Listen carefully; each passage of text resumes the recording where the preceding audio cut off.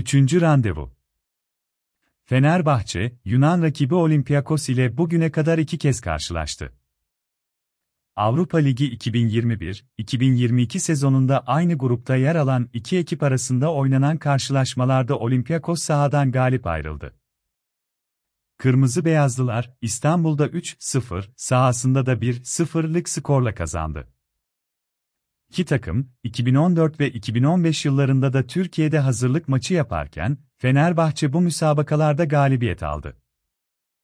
Avrupa Kupalarında 269. maç. Fenerbahçe, Avrupa Kupalarında bugüne kadar 268 kez boy gösterdi. Bu süreçte 106 galibiyet alan Sarı Lacivertliler, 55 müsabakada berabere kalırken, 107 maçta da sahadan yenilgiyle ayrıldı. Geride kalan karşılaşmalarda Kanarya rakip fileleri 363 kez havalandırırken, kalesinde ise 381 gol gördü. Avrupa Konferans Ligi'nde 17. karşılaşma.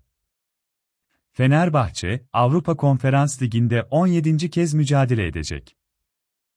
Kanarya, bu organizasyonda oynadığı 16 mücadelede 11 galibiyet elde ederken, 5 de mağlubiyet aldı. Sarı lacivertliler söz konusu karşılaşmalarda 41 kez gol sevinci yaşarken, kalesinde ise 20 gole engel olamadı.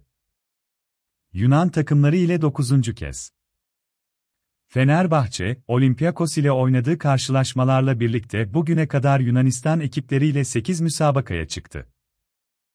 Panathinaikos ile UEFA Kupası'nda karşı karşıya gelen Sarı lacivertliler, PAOK ve Atromitos ile de Avrupa Ligi elemelerinde kozlarını paylaştı. Söz konusu karşılaşmalarda 2 galibiyet, 2 beraberlik ve 4 mağlubiyet aldı. Fenerbahçe grubu lider tamamladı. Fenerbahçe, bu sezon Avrupa Kupalarına UEFA Avrupa Konferans Ligi elemelerinden başladı. Sarı lacivertliler 2. turda Zimbru, 3. turda Maribor ve playoff turunda da Twente'yi eleyerek gruplara kaldı. Kanarya, H grubunda Nordsjælland, Ludogorets ve Spartak Trnava ile mücadele ederken 6 maçta 4 galibiyet, 2 mağlubiyet yaşadı.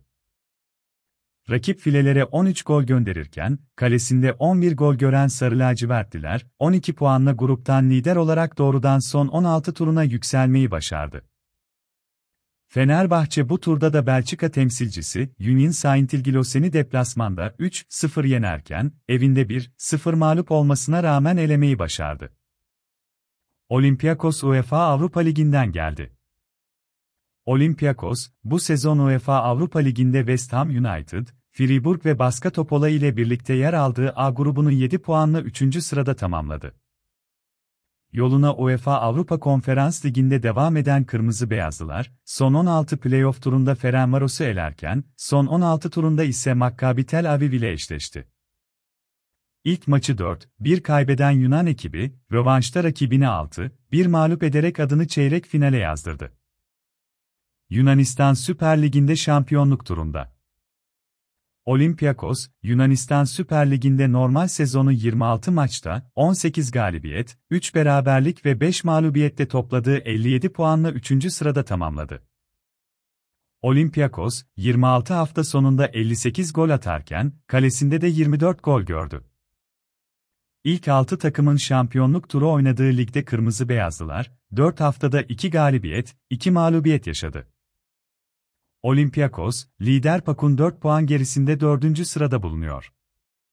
Fenerbahçe'de eksikler. Takımla çalışmalara başlayan Fred ve Cengiz Ünder'in yanı sıra Çağlar Söyüncü ve Rodrigo Becao da tamamen iyileşti. Üst adalesinde ödem bulunan İsmail Yüksek, tedavisinin ardından bireysel çalışmasını sürdürürken son durumu maç gününde netlik kazanacak. Sakatlıkları bulunan Mert Hakan Yandaş, Dikuku ve Joshua King'in ise tedavileri sürüyor. En golcü isim Michy Batshuayi. Fenerbahçe'nin UEFA Avrupa Konferans Ligi'nde bu sezon en golcü ismi 6 golle Belçikalı futbolcu Michy Batshuayi oldu. Takımın hücumdaki en önemli futbolculardan Sırp futbolcu Dusan Tadić da organizasyonda elemeler dahil 5 kez gol sevinci yaşadı. Sarı lacivertlilerin tüm kulvarlarda en golcü, 23 ismi olan Bosna Hersekli futbolcu Edin Dzeko, İrfan Can Kahveci ile birlikte 4 gollük katkı sağladı. Nikola Dabanovic düdük çalacak. Olympiakos ile Fenerbahçe arasında oynanacak müsabakada İsviçre Futbol Federasyonu'ndan Sandro Scharrer düdük çalacak. Hakem Şeker'in yardımcılıklarını Stephen de Almeida ile Bekim Zoga yapacak. Maçın 4. hakemi ise Alessandro Dudic olacak. Zorlu mücadelenin video yardımcı hakemi, VAR, Bastian Dankert, AVAR'da Lionel Tuşudi görev yapacak.